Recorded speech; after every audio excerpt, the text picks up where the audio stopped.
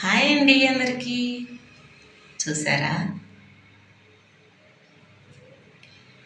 ఈ ఇల్లు నా పెద్ద కొడుకు ఇంటి పక్కనేనండి. ఇదిగోండి, ఈ రోడ్డుని చూడగానే నాకు మా ఇంటి ముందు రోడ్డు, ఆ చెట్టు అవి గుర్తుకొచ్చేసాయి. అయ్యి భలే ఉందే మాకలాగా అనుకున్నాం.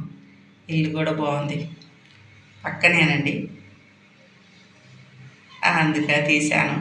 బాగుంది కదా, చక్కగా కట్టుకున్నారు చక్కగా.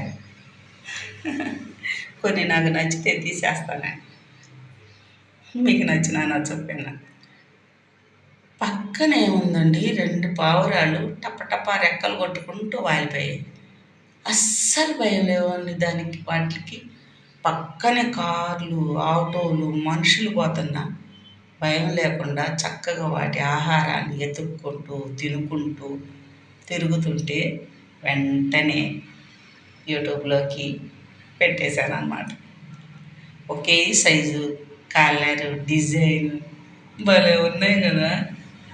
మార్పులు ఉంటాయేమో అనుకున్న, 2 ఒకేలా ఉన్నాయి. వయసు కూడా ఒకటే అనిపించింది. చిన్న చిన్న పెట్టలు, పావురాళ్ళు నేను చక్కగా భయం లేకుండా తింటున్నాయి. ఎవరు కదిలిరట్టుందండి.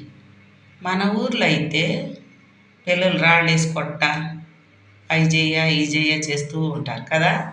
ఇక్కడ ఎవ్వరు పట్టించుకోవట్లా. తర్వాత లోపలికి వచ్చాము. అది ఉదయాన్నేదండి, చల్లని గాలి వస్తుంది తలుపు తీస్తుంటే. నా కొడుకిల్లు ఇదిగోండి, పెద్ద చెట్టు ఉంది. గాలి వచ్చిందండి లోపలికి, అసలు ఫ్యాన్ అక్కర్లా, అంత బాగుంటుంది. ఫోన్ వస్తుందని చెప్తున్నా. తర్వాత వాళ్ళిద్దరూ ఆఫీస్కి వెళ్ళిపోయారు. మళ్ళీ పెద్ద కొడుకు వెళ్ళి రిజైన్ సెలవు పెట్టి వచ్చాడు.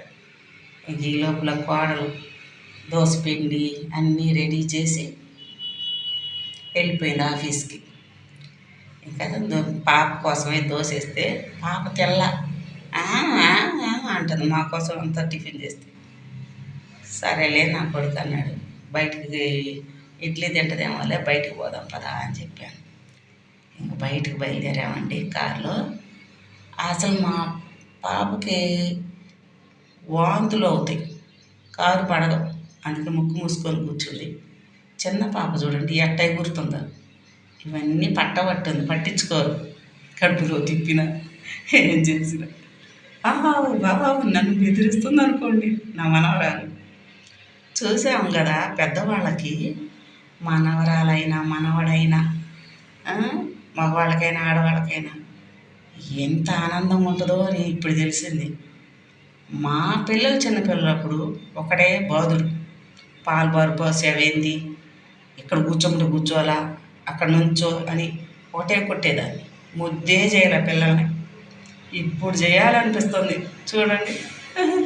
మనం పెంచేదేమీ లేదు కదా, అప్పుడప్పుడు కనపడితే అంత ఆనందంగా ఉందో నాకైతే పిల్లల్ని చూస్తే. అప్పుడు అనుకున్నా, ఓహో పెద్దవాళ్ళు అయ్యే కొద్దీ మనవరాలు మనవాళ్ళు అంటే ఎంత ఇష్టం అని ఇప్పుడు అర్థమైంది నాకు, ముద్దు చేసుకుంటూ తిరుగుతుంటే. వచ్చామండి టిఫిన్కి. చూసారా ఎంత బాగుందో, హోటల్ లోపలలో కూర్చొని ఆ ఫ్యాన్కి ఆ చీకటి కుట్లాగా.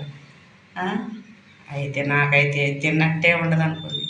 ఇట్ట బయట ఆరు బయట చక్కగా 2-3 స్టాల్స్ ఉన్నాయి.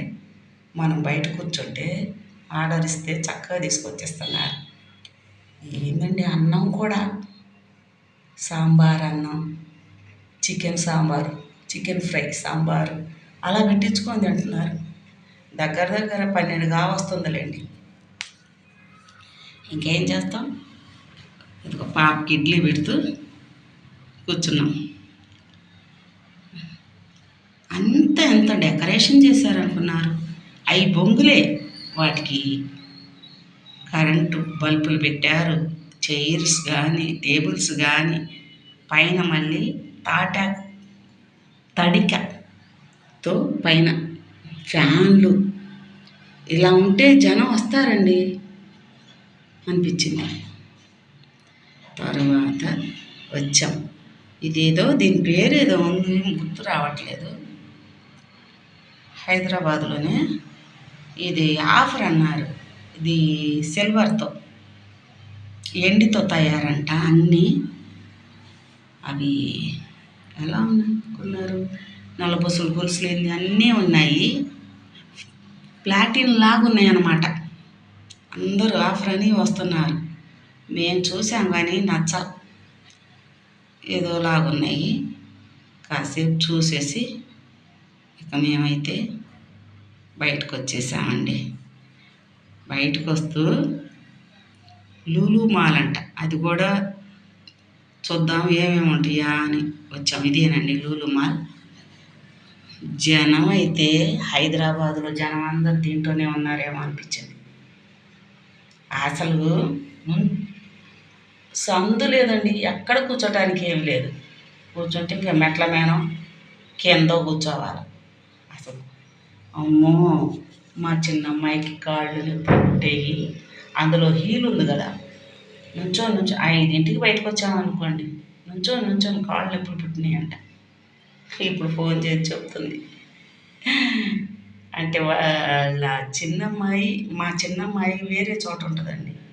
మేము వస్తున్నామని అక్కడి నుంచి వచ్చిందనమాట. ఆ నైటే వచ్చింది. పగలంతా ఇంకా లూలు మాల్ ఇవన్నీ తిరిగాము. మళ్ళీ ఇంకా నైట్కి వెళ్ళిపోయింది, అక్కడే దింపేసాం. అది సంగతి. ఇక మేమే ఒంటరిగా ఉన్నాం. చూడండి జనం, చెప్పలేం. ఎట్టయితేనే ఎత్తుక్కొని 1, 2 కొనుక్కుంది. ఓకేనా? మీకు నచ్చినట్లయితే లైక్ చేయండి. బాయ్.